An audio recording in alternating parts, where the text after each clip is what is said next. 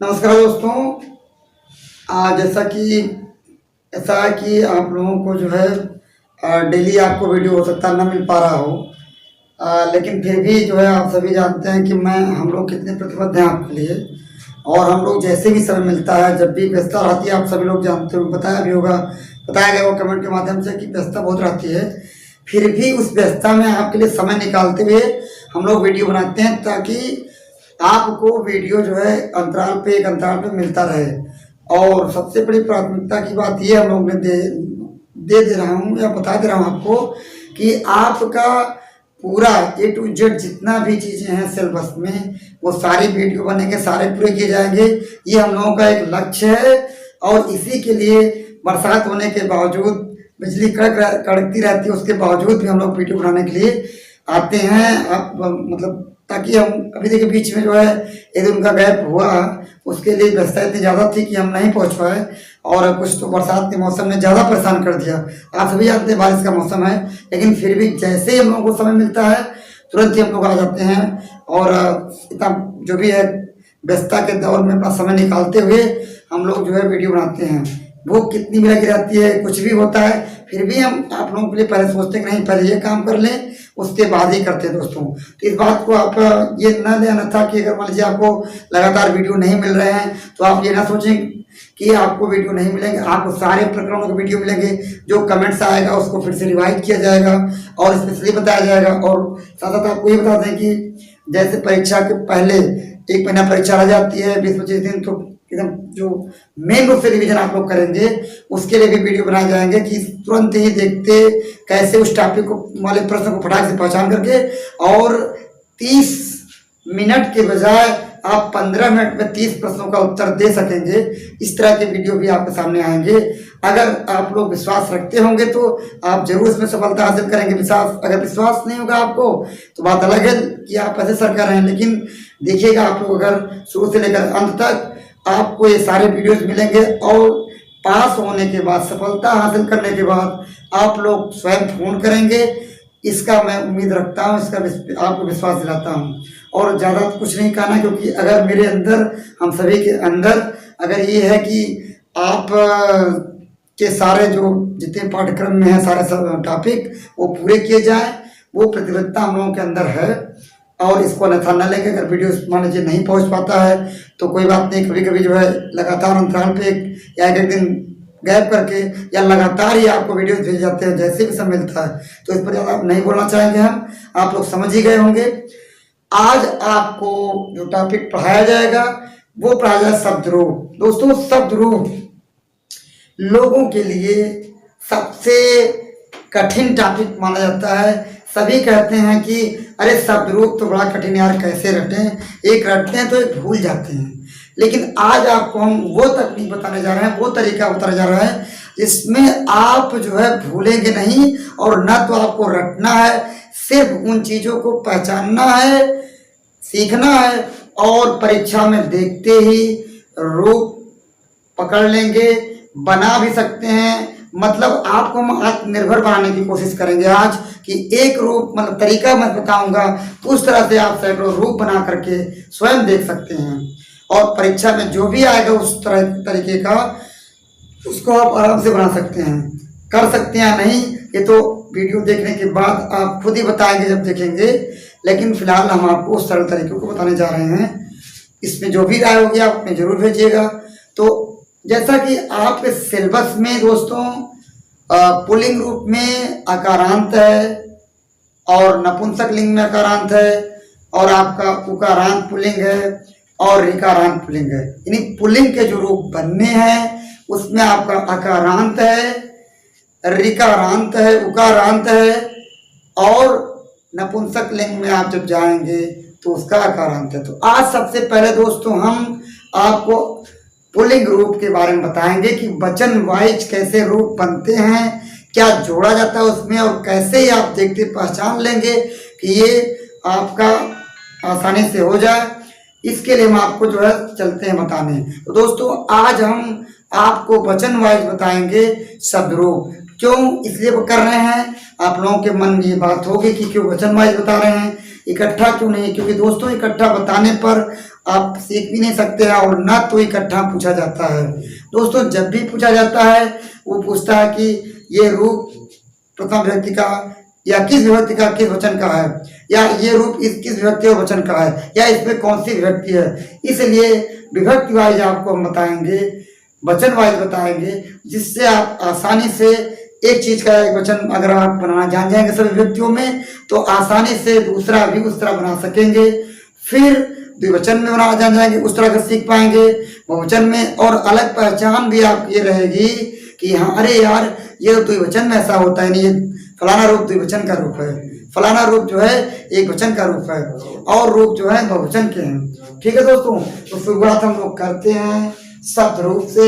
और सबसे पहले पुल्लिंग के जितने रूप बनते हैं उनके तरीके को हम आपके सामने रखते हैं।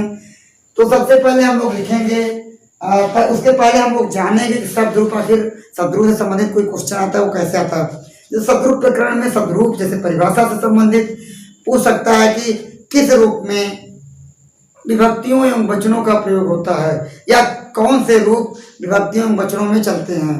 तो जी हाँ दोस्तों, उसके लिए आप जानिएगा शब्द रूप चलता है और सर्वनाम रूप। विकल्प में अगर रहे शब्द रूप सर्वनाम रूप एक दो दोनों इनमें से कोई नहीं तो आप विकल्प को चुनेंगे एक दो दोनों का। अगर विकल्प में दोनों नहीं है दोस्तों तो आप शब्द रूप को चुन सकते हैं। दूसरा प्रश्न ऐसा आ सकता है कि शब्द रूप के कितने लिंग होते हैं, यानी किन किन लिंगों में शब्द रूप चलता है। तो इसके लिए दोस्तों आप बता सकते हो कि शब्द रूप तीनों लिंगों में चलता है।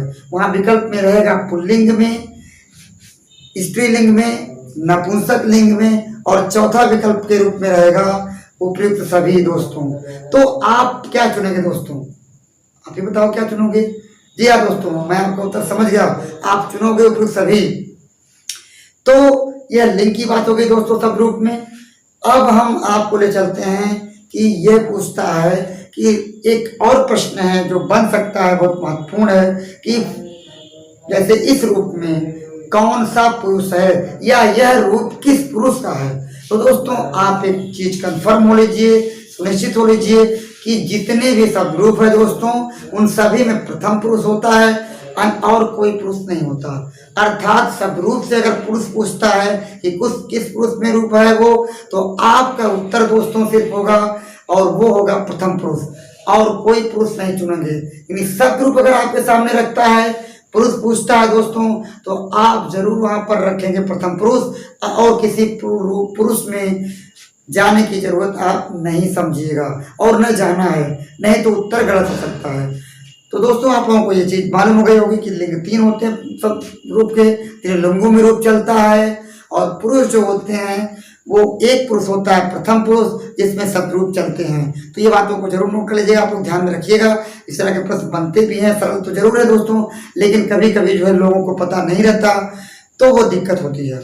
अब हम चलते हैं शब्द रूप बनाने, देखते हैं सबसे पहले हम दोस्तों देखेंगे। जी हाँ दोस्तों, तो यहाँ पर हम लोग सबसे पहले पुल्लिंग रूप बनाने जा रहे हैं। तो यहाँ पर हम लोग लिखेंगे शब्द रूप, यहाँ पर दोस्तों लिखेंगे हम लोग शब्द रूप, और वो शब्द रूप होगा पुल्लिंग का। क्या है दोस्तों, पुल्लिंग का। हाँ दोस्तों एक चीज और है, आपसे हम पूछना चाहते हैं, अपने कमेंट्स के माध्यम से जरूर कहिएगा कि क्या जो यहाँ बोर्ड पर लिखा जाता है वो आप लोगों को स्पष्ट दिखता है अथवा नहीं। अगर इसकी कोई दिक्कत होगा तो कमेंट्स के माध्यम से जरूर भेजिएगा। तो शब्द रूप दोस्तों हम लोग लिखे हैं शब्द रूप, और सबसे पहले से पढ़ेंगे दोस्तों पुल्लिंग का। कौन से लिंग का पढ़ेंगे दोस्तों, पुल्लिंग का। पुल्लिंग लिखने के तरीके को आप देख लीजिए दोस्तों। पुल्लिंग जब भी लिखा जाएगा आप देख लीजिए, इसमें ये आधा अंग रहेगा और उसके नीचे ग लगा रहेगा। और जैसा कि ज्यादातर लोग अभी कभी हो सकता है कि पुल्लिंग या स्त्रीलिंग या नपुंसक लिंग जैसे शब्दों की बात आती है प्रश्न में, तो आप जो है गलती करें। आप देख लीजिए प की मात्रा है, उसके ऊपर बिंदी है, उसके बाद एक आधा एक पूरा ला है, पीछे से है, फिर अंग है आधा अंग है और ग है। तो इस तरह दोस्तों लिखा जाएगा पुल्लिंग। इसलिए मैंने बता दिया कि हो सकता है इस तरह की बात कोई छाटने को आ जाए रूप के बारे में, तो आप जो है वर्तनी शुद्ध वाला जरूर ध्यान दीजिएगा, क्योंकि वहां पर गलत वर्तनी वाले शब्द भी लिखे जा सकते हैं। तो पुल्लिंग रूप देखते हैं दोस्तों। और अब इसमें हम देखेंगे कि आज हम किस वचन का सीखेंगे। तो दोस्तों सबसे पहले एक वचन आता है, एक वचन में क्या रूप पूछता है, कैसे बनाए जाएंगे वो हम आपको दिखाएंगे। उसके बाद द्विवचन का दिखाएंगे, इस तरह से आपको दिखाया जाएगा। तो दोस्तों एक वचन का रूप हम लोग ले लेते हैं। सर्वप्रथम हम लोग एक वचन रूप बनाना शुरू करते हैं और ये देखते हैं कि हमको कैसे करना है। तो दोस्तों आपको जैसा कि आपके सिलेबस में है, अकारांत का है, उकारांत का है और ऋकारांत का है। लेकिन दोस्तों हम अकारांत, उकारांत, इकारांत, उकारांत यानी इकारांत को भी शामिल इसमें करेंगे। सिलेबस में ऐसा दिया है, हो सकता है ऐसा ना हो, इकारांत का भी पूछ सकता है, सिलेबस बदल भी सकता है। इसलिए हमें साथ में अगर उकारांत है तो इकारांत के रूप को भी साथ साथ बताते चल रहे हैं। तरीका जाने आगे तो चाहे जो आएगा वो आप कर लेंगे। तो दोस्तों यहाँ पर लिखेंगे, सबसे पहले लिखेंगे विभक्ति। यहाँ पर क्या लिखेंगे दोस्तों, विभक्ति लिखेंगे। उसके बाद दोस्तों हम लोग लिखेंगे कारक। उसके बाद दोस्तों लिखेंगे हम लोग एक वचन, सॉरी अकारांत, जैसा कि पता है कि आपको अकारांत का आएगा। उसके बाद हम लोग लिखेंगे इकारांत। ये इकारांत रूप हमने इसलिए शामिल किया, अगर इस तरह का आ जाए तो भी आप बनाने के लिए तैयार रहें। और आगे जो पूछा जाएगा वो है आपका उकारांत, उस रूप को लेते हैं और लास्ट में आपको दिखाया जाता है वो है आपका ऋकारांत रूप। यहाँ दोस्तों आपके सामने जैसा कि दिख रहा होगा, हमने लिखा है अकारांत, इकारांत, उकारांत और ऋकारांत रूप। तो अब हम लोग सबसे पहले विभक्तियां लिखेंगे। दोस्तों आप सभी जानते होंगे विभक्तियां कितनी होती हैं, अगर नहीं भी जानते होंगे तो आप जान लीजिए। विभक्तियां संस्कृत में 7 होती हैं। कितनी होती है दोस्तों, 7 होती है। जो शब्द रूप के लिए चाहिए वो विभक्तियां 7 होती हैं और कारक जो प्रयोग होते हैं शब्द रूप के लिए वो 8 होते हैं। जैसा कि जब कारकों की संख्या अगर पूछी जाएगी तो आप 6 बताइएगा, लेकिन प्रयोग में शब्द रूप में जब आएगा दोस्तों तो वहां पर 8 कारकों का रूप लिखा जाता है। इसलिए यहाँ पर मैंने इस भ्रम को दूर करने की कोशिश की। आगे जब कारक प्रकरण पढ़ाएंगे उसमें भी इस बात को स्पष्ट करेंगे। तो सबसे पहले हम लोग विभक्तियां लिखेंगे दोस्तों। विभक्तियां 7 होती हैं। कौन कौन सी होती हैं चलिए हम लोग देखते हैं। पहली है प्रथमा विभक्ति। कौन सी है दोस्तों, प्रथमा विभक्ति। और दूसरी विभक्ति के रूप में जो आती है दोस्तों वो आती है आपकी द्वितीय विभक्ति। क्या आती है दोस्तों, द्वितीय विभक्ति, द्वितीय विभक्ति। और उसके बाद दोस्तों आती है जो विभक्ति वो तृतीय विभक्ति होती है। कौन सी विभक्ति होती है दोस्तों, तृतीय विभक्ति। ये हमने यहाँ ऐसा चिन्ह बना दिया कि वो ऊपर वाली चीज यहाँ पर है, मतलब विभक्ति का पुनरावलोकन इस चिन्ह से आपके सामने हो रहा है, नहीं जो ऊपर है वही सारे नीचे में है। इसके बाद दोस्तों देखेंगे हम लोग चतुर्थी विभक्ति। कौन सी विभक्ति दोस्तों, चतुर्थी विभक्ति। इसके बाद दोस्तों हम लोग देखेंगे पंचमी विभक्ति। कौन सी विभक्ति दोस्तों, पंचमी विभक्ति। और उसके बाद आती है आपकी षष्ठी विभक्ति। कौन सी विभक्ति, षष्ठी विभक्ति। और उसके बाद आपकी आती है सप्तमी विभक्ति।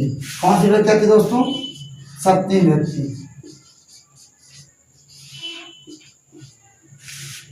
ये रही विभक्तियों की बात। प्रथमा विभक्ति, द्वितीय विभक्ति, तृतीय विभक्ति, चतुर्थी विभक्ति, पंचमी विभक्ति, षष्ठी विभक्ति और सप्तमी विभक्ति।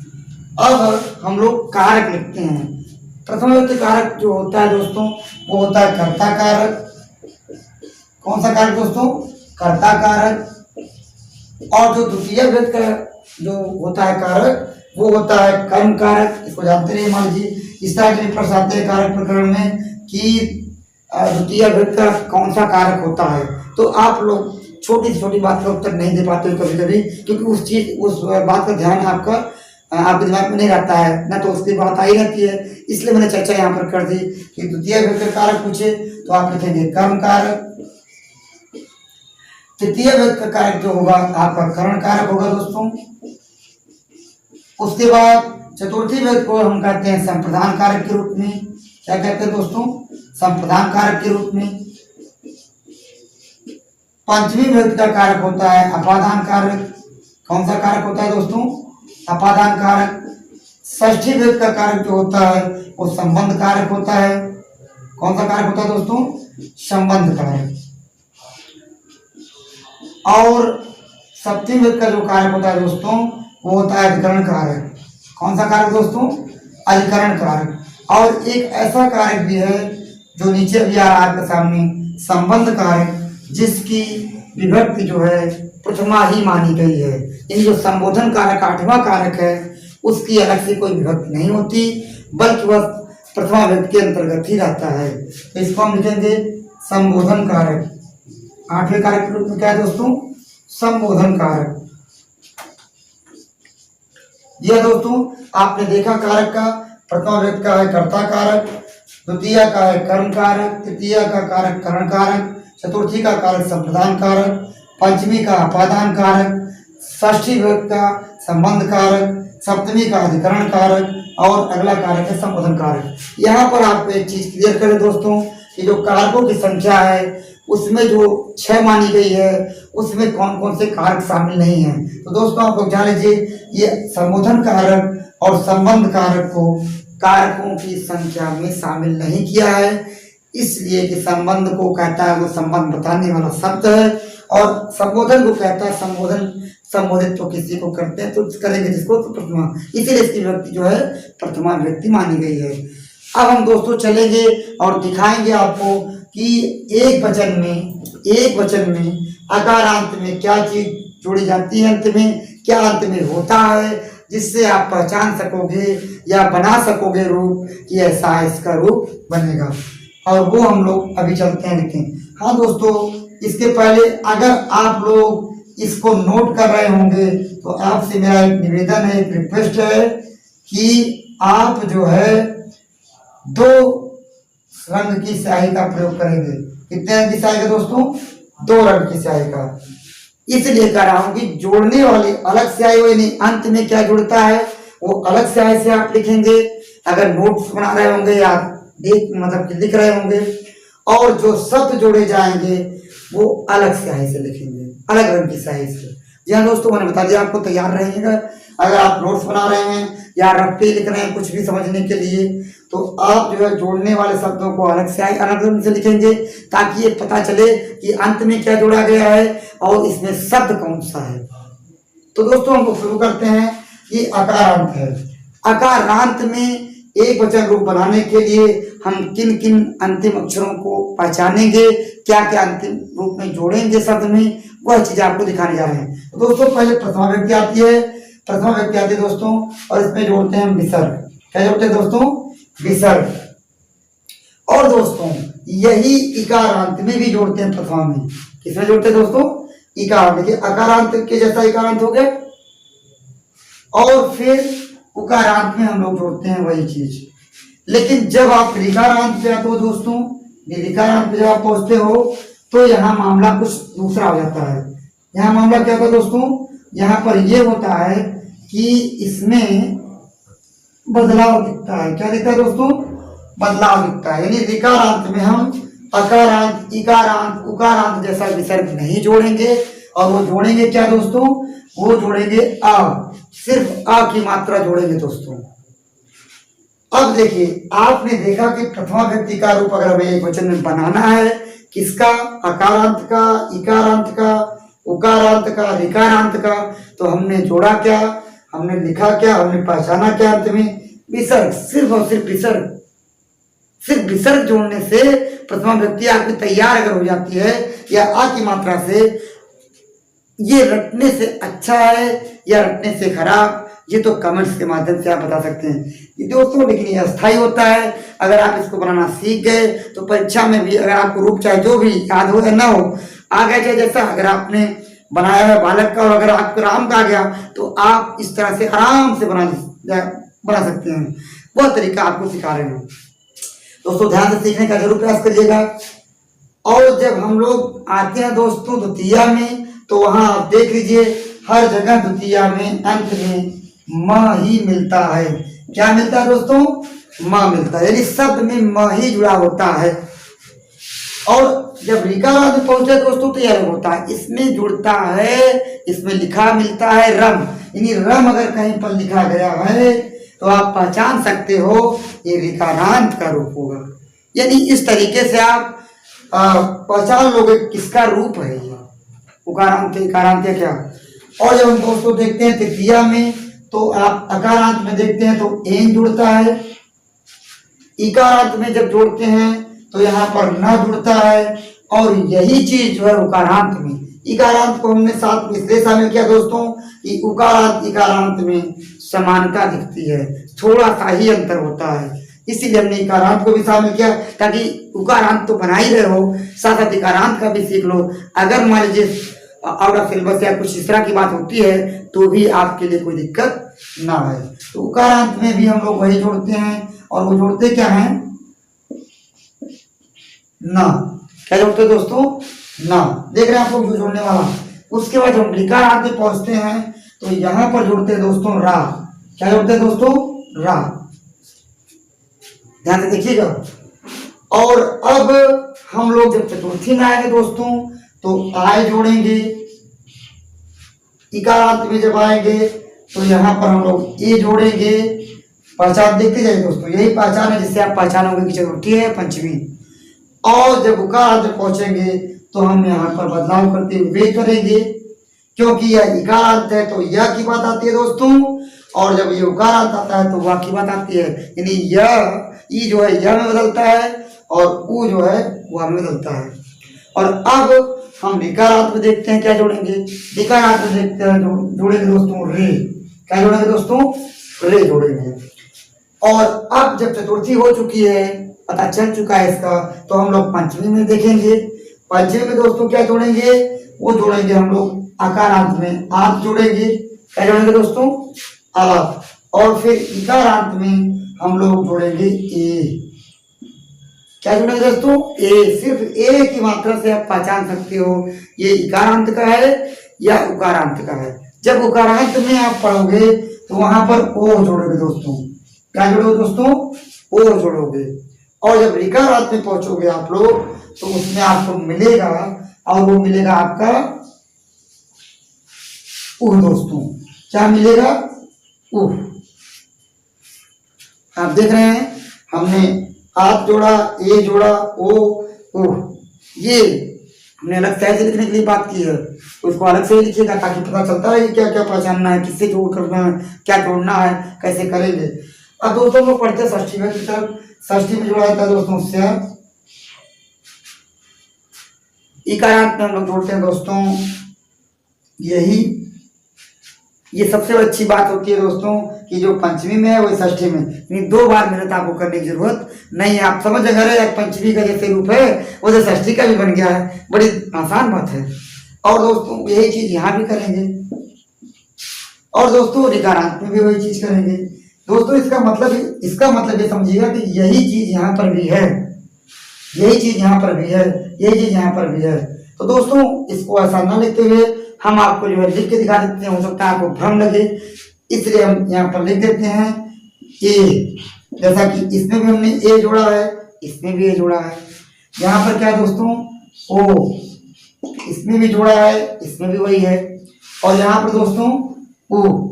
ऐसा मैंने इसलिए किया दोस्तों, ऐसा मैंने नहीं अवतरण लगा, इसलिए किया कि ताकि आपको भ्रम ना हो कि इसमें क्या समझे हम, इसलिए मैंने इसको लिख दिया कि यही चीज देखो 2 बार, यही चीज 2 बार, यही चीज 2 बार। तो आप एक बार करके सीधे कर दो, आप पंचमी और षष्ठी एक जैसा ही जोड़ जाता है, चाहे वो इकारांत हो, उकारांत हो या ऋकारांत का हो।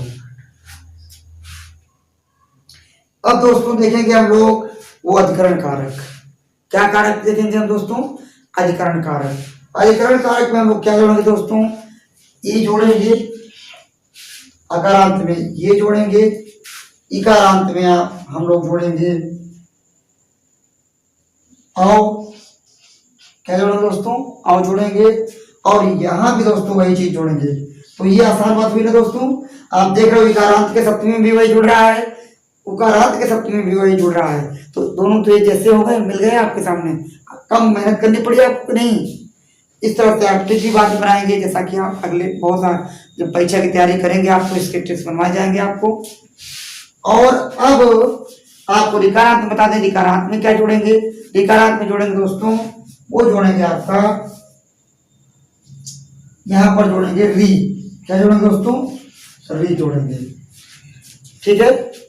तो यहाँ पर जोड़ेंगे दोस्तों री। जैसा कि आपको हम बता दें एक बार फिर से कि हम अकारांत में जोड़ेंगे, प्रथमा विभक्ति में जोड़ेंगे विसर्ग, द्वितीया में जोड़ेंगे म, तृतीया में इन, चतुर्थी में आय, पंचमी में आ, षष्ठी में स्य और सप्तमी में ए। उसी तरह इकारांत में आप देखते हैं विसर्ग प्रथमा में जुड़ा है, द्वितीया में म जुड़ा है, वही माँ आप देखते हैं अकारांत और इकारांत के द्वितीया में कोई अंतर नहीं है, ना तो प्रथमा में अंतर। जब तृतीया में बढ़ते हैं दोस्तों तो ये पढ़ता है ना, फिर चतुर्थी में आएंगे तो ए, पंचमी में आएंगे तो ए। और देखिए दोस्तों ये पंचमी वाला है, ये यही ए षष्ठी में भी होता है। कितनी अच्छी बात है कि जो वही ऊपर है, यानी इस तरह हम पंचमी षष्ठी दोनों जानते कि अगर ये लगा तो पंचमी होगा तो षष्ठी होगा। उसके बाद सप्तमी में और जोड़ते हैं। जब हम लोग उकारांत की तरफ पढ़ेंगे तो विसर्ग प्रथमा में देखिए दोस्तों, आप देख रहे हैं जितने भी हैं अकारांत, इकारांत, उकारांत, सब में विसर्ग लगा हुआ है, सबके प्रथमा में विसर्ग लगा हुआ है। तो आसान बात हुई है आप लोगों के लिए कि नहीं, कि भाई प्रथमा में विसर्ग जोड़ो रूप बनाओ, विसर्ग जोड़ो रूप बनाओ, बस सिर्फ इकारांत में अ जुड़ता है। तो यहाँ पर देख रहे उकारांत का विसर्ग है, द्वितीया में मा है, तृतीया में ना है। यहाँ तक दोस्तों आप लोग देख रहे होंगे कि जो इकारांत का है वही उकारांत का, नहीं कि जो उकारांत में जुड़ा वही इकारांत में। आसान है इसके लिए कि नहीं, कि चलो भैया इकारांत अगर आ गया तो भी उकारांत आ जाएगा, उकारांत आ गया दोस्तों तो ये भी आ जाएगा, ठीक है दोस्तों। और उसके बाद हम विकारांत में ये चलते हैं चतुर्थी में दोस्तों वे देखते हैं। यहाँ पर यह था, इकारांत के लिए ई का यह बना और उकारांत के वह बना, तो ये हमने परिवर्तन सिर्फ किया यह और वह का। यहाँ वे जोड़े, जब नीचे आते हैं उसके पंचमी बनाते हैं तो यहाँ ए जोड़े थे दोस्तों, लेकिन यहाँ उकारांत में ओ जोड़ते हैं, और षष्ठी में भी वे जोड़ते हैं, सप्तमी में ओ जोड़ते हैं। देखिए दोस्तों, अगर इसको अगर छोड़ दिया जाए दोस्तों तो सारे के सारे आप देख रहे हैं सब जो है सारे के सारे इकारांत वाले रूप उकारांत में मिलते नजर आ रहे हैं। इस तरह से आप अगर एक का तैयार करोगे दूसरा ऑटोमेटिक तैयार है, सिर्फ उसका अंतर जो होगा वही अलग से आप लिख करके नोट्स बना सकते हो कि ओ छोड़ करके बाकी सारा तो यार वो क्या है इकारांत वाला है सब। अगर ओ छोड़ दिया जाए दोस्तों तो सारा का सारा इकारांत वाला रूप है कि नहीं सब है, और इसमें ए छोड़ दिया जाए तो सारा का सारा इकारांत वाला है कि नहीं है ना दोस्तों। इस तरह से कितना आसान हो जाता है। अब हम विकारांत में देखते हैं, जो यहाँ पर हमने अ जोड़ा है प्रथमा विभक्ति में, दूसरे में रम जोड़ा है, तीसरे में र जोड़ा है, चौथे में आय जोड़ा है, चौथे में रे जोड़ा है, आपके सामने दिख रहा है स्क्रीन पर। पांचवे में देखिए हमने दोस्तों उ जोड़ा है, और यही देखिए छठवें में भी है। कहने का मतलब इसका पांचवा और छठवां दोनों एक जैसा है। अगर पांचवा आपको तैयार करने बनाना आ जाए आपको तो छठवां भी आराम से कर सकते हैं। उसी तरह पांचवें छठवें में कैसा जुड़ता है। और फिर सातवें में आपने देखा कि री जोड़ा गया है। तो जी हाँ दोस्तों, आप देख रहे होंगे इकारांत उकारांत में काफी समानता दिख रही है, और अकारांत का अलग जैसा दिख रहा है रिकारांत का। तो दोस्तों अब हम लोग चलेंगे, इसमें शब्द जोड़ेंगे कि क्या क्या शब्द में से, मान लीजिए हमको एक नया शब्द तो लेना पड़ेगा। एक अकारांत का शब्द लेंगे, एक इकारांत का लेंगे, एक उकारांत का लेंगे, एक रिकारांत का लेंगे, और यहाँ हम आपको बताएंगे कि जोड़ करके कैसे तैयार करेंगे। और साथ साथ आपको ये भी कहेंगे कि आप भी जो शब्द हम देंगे उसका जो है जोड़ करके तैयार करके आप उसके फोटो अगर भेज सकते हैं तो कमेंट्स के माध्यम से भेजिएगा कि देखेंगे कि बनाना आपको आया या नहीं, या अपनी राय भेजिएगा। तो चलते हैं हम लोग दोस्तों और देखते हैं कि क्या जुड़ेगा। हाँ दोस्तों, अब हम जैसा कि बता चुके क्या क्या जुड़ा जाता है, और अब वो तरीका हम बताने जा रहे हैं आपको। वो चीज ध्यान में रखना है कि कैसे हम शब्दों को जोड़ेंगे। तो हमने कहा था कि पहले शब्द लेते हैं, हमने कहा था अकारांत के लिए कोई शब्द लेंगे, इकारांत के लिए कोई शब्द लेंगे, उकारांत के लिए लेंगे या ऋकारांत के लिए लेंगे। तो देखिए हम आपके सामने एक शब्द रख रहे हैं और वो शब्द रख रहे हैं जो कि आप जानते होंगे। ये देखिए अकार के लिए हम लोग रख रहे हैं शब्द बालक का। क्या रख रहे हैं दोस्तों? बालक का। और इकारांत के लिए हम लोग रख रहे हैं कपि का। जैसा कि दोस्तों कपि हनुमान जी का पर्यायवाची शब्द है कपि। और आप सभी जानते हैं कि शनिवार का दिन है तो जाहिर सी बात है कि हनुमान जी की चर्चा अगर हो तो सबसे अच्छा है। और जानते हैं आप लोग कि आप लोग काम तो करते हैं लेकिन ईश्वर के भी मतलब प्रे करते हैं, ईश्वर की प्रार्थना करते हैं क्योंकि ईश्वर का भी बहुत बड़ी कृपा उसमें होती है कि आप लोग सफलता हासिल करते हैं लेकिन कर्म के साथ। तो हम लोग कभी का देखते हैं और उसके बाद देखते हैं दोस्तों उकारांत में हम लोग रखते हैं भानु का। जानते हैं भानु?